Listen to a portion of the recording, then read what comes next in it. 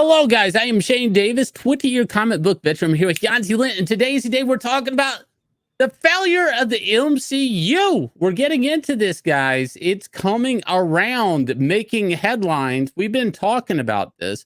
We've been talking about the superhero fatigue right over here on this channel. I have worked for major corporation comics with big characters for over 20 years, and I can tell you, superheroes, who cares right now? Who cares about Spider-Man? Who cares about a new Batman reboot? But more importantly, who cares about Ant-Man? Who cares about the Marvels? No one at all. Who cares about Sam Wilson, Captain America? Nobody. Let's get into it.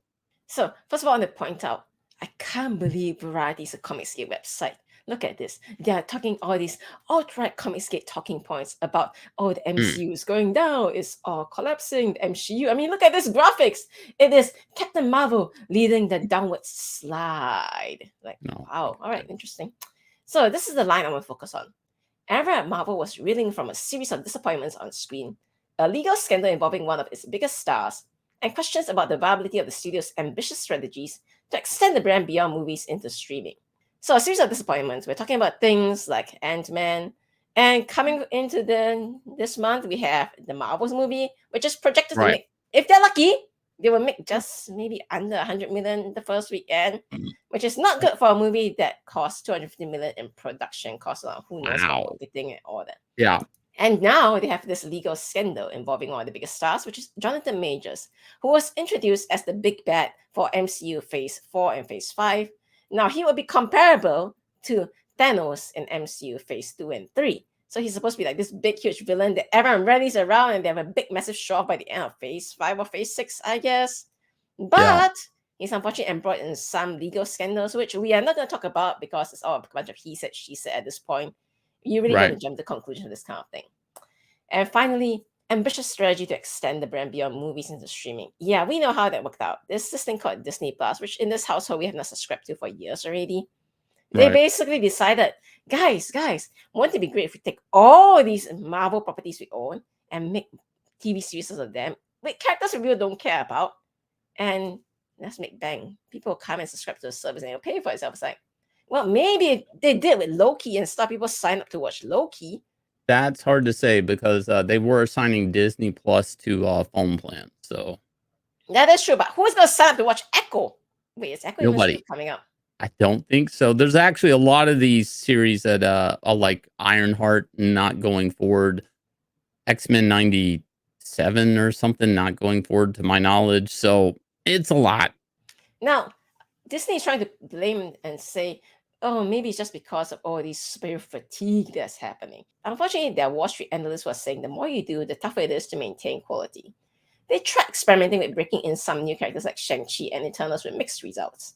With budgets as big as this, you need home runs. It is unfortunately true, you see. You cannot spend a Batman-level budget on, like, say, an Animal Man movie. It just doesn't bring the kind of returns you want.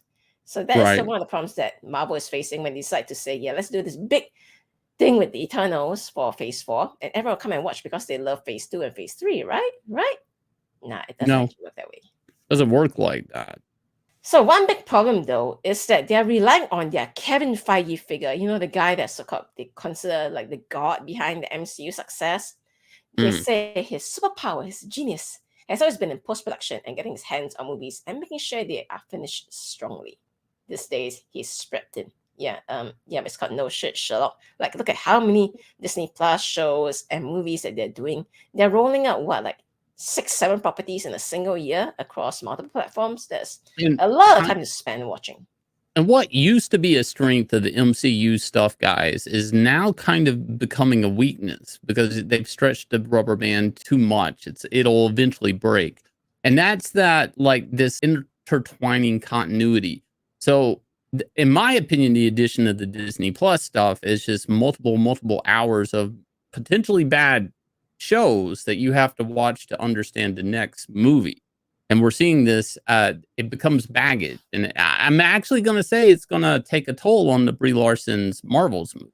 Well, of course, they want to try to shift blame and say, nah, people are not bored of our shows. It's just the VFX is so poor. Yeah, it's so poor that your VFX workers are so overworked that they have to unionize, right? So I mean, hey, Right. but anything to avoid getting blamed, I guess.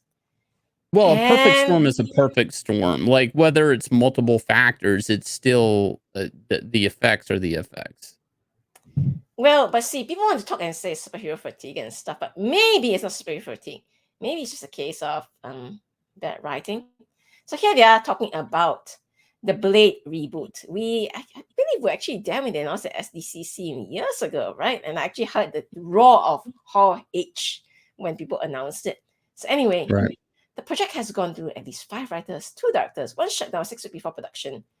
One person from the script says the story on point morphed into a narrative led by women and filled with life lessons.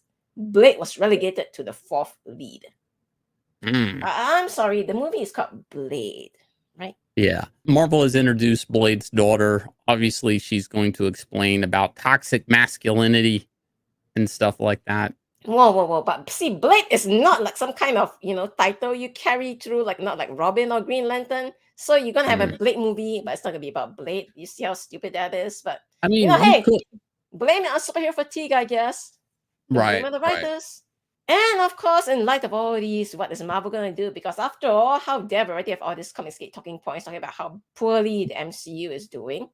Well, maybe salvation will be in the form of when they purchased 21st Century Fox and they acquired back properties like the X-Men and Fantastic Four, which I think Fox did a reasonably okay job with X-Men stuff. This is the part where if this is going to save the MCU, that's a lot to put on Fantastic Four. Now, X-Men, I'm going to argue that X-Men, now the mutants, because you can't have the word men in it, it will be unrecognizable. And if that's where their last hopes are, they've already neutered that.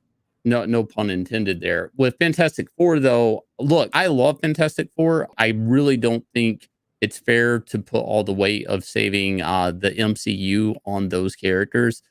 They're not for everybody, and I love them, but they're not going to be the top performing movie. There's a lot of, again, effects that need to be there. I have yet to really see them done justice in a movie. That doesn't mean they can't happen, but even the best Fantastic Four movie isn't going to be the top earning movie of the year, I don't think. That's just my take on it. X-Men, of course, X-Men can be done right, but we have years and years and years of X-Men movies. It's going to be hard to recast Hugh Jackman as Wolverine and get people to accept it. And look, we're also in the woke era. Like, what type of effects is that going to have on the X-Men franchise? Or for some reason, they won't even get the cartoon out. So, like, is it too late for X-Men? Yeah, X-Men. And I want to say one thing. I want to say one thing very important.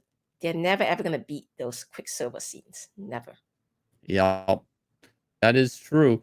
If you guys will, please hit like, subscribe, ring the bell for notification. Also, check out Shane Davis's Axcend Level Up over here on Nine Lives Comics or Indiegogo. The links are down below. Check out our Spider-Man meets Tron-esque video game action adventure book. I'll leave you guys with a trailer for this smash hit comic and catch you guys again with another video. I dream of a world carefully crafted, beautifully flawed. This is Axcend. In this game of life, there is one thing that determines a victor. A player's ability to grow. A player's ability to evolve. A player's ability to survive. My name is Dog. Choose to play. Choose to upgrade. Choose to level up. Choose to Axcend.